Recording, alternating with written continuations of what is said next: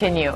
All right, we are bouncing back this morning as we put things in perspective. It is a wild ride, these markets that we're watching this morning. Volatility continues. One well-known bull is now advising investors to be cautious. Joining me now is Raymond James Chief Investment Strategist Jeff Saut. He joins us this morning. Jeff, good morning. Good morning. All right, so we were trying to run through the markets to give some perspective on where we are today. As we see some relief in the futures this morning, that doesn't always indicate that we'll open or close there, as we saw yesterday. How are you feeling? I try to avoid that question, but I'm curious. How are you feeling this morning as we look at these markets? On this show at the beginning of July, we said that our models that have served us so well over the past 45 years said that the equity markets were going into a period of contraction that would likely look for a low in mid to late August. I think you made that low on Monday.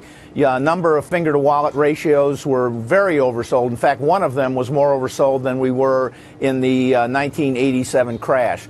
You also had a 90% downside day on Monday, meaning that 90% of the volume and points traded came in on the downside.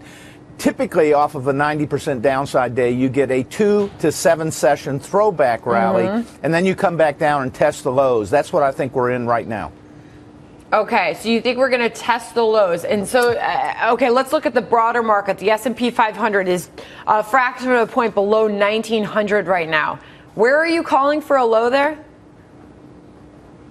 I think if it's a classic rally retest, you come back down and test Monday's lows, and then you turn up. If that is the pattern that plays, then you're okay on the upside. I still think that we are in a secular bull market that has 8 or 9 years left in it on the upside. All right, Lindsey, what do you make of that? A secular bull, we're still in the middle of this bull market. This is just merely a correction, he's suggesting. Well, we are well overdue for a correction. It's been 47 months since we've had a correction, and we are in correction territory right now. But that being said, most moves, once we reach the bottom, we typically move in a V-shaped recovery. You're also seeing that in earnings. And I think that this move also is sort of the market playing catch up with earnings from a certain perspective.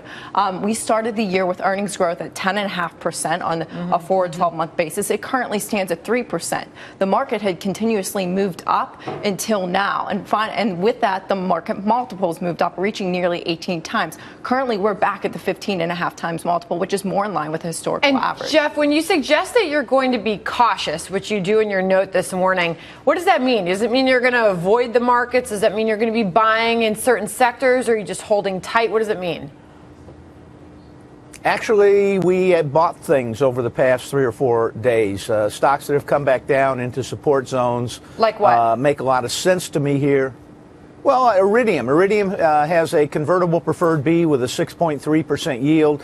The convert is down from $400 a share to $267 a share. The common stock came down after the SpaceX rocket blew up and delayed their launch schedule. But the story is still there. The free cash flow is going to ramp dramatically over the next 3 to 4 years.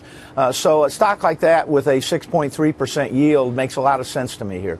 All right. So, Dominick, is this making sense to you? Play it cautious. Find some stocks that you like. Don't buy the broader market. You have to play it cautious here. I mean, again, by the way, there's Meridian Bioscience, which you just mentioned. We talked about nibbling, and I definitely don't think that's a bad idea. I don't think it's a bad idea to sell some of the things you're up year to date, to buy stuff that's gotten beat up. But you really have to be cautious. Some of the technical data we saw says that the S&P's got to test the 1820 level. I'd be interested in hearing what Jeff has to say about that. But I think we're going to come back and retest these lows. And again, if we hold them, then we could be off to the races. But until we retest these lows and hold them, you got to be really safe. I think Jeff was talking about Iridium, weren't you, Jeff? Not. You were talking about the exactly right Iridium, IRDM. Right. Okay. So what's the stock Correct. symbol on that?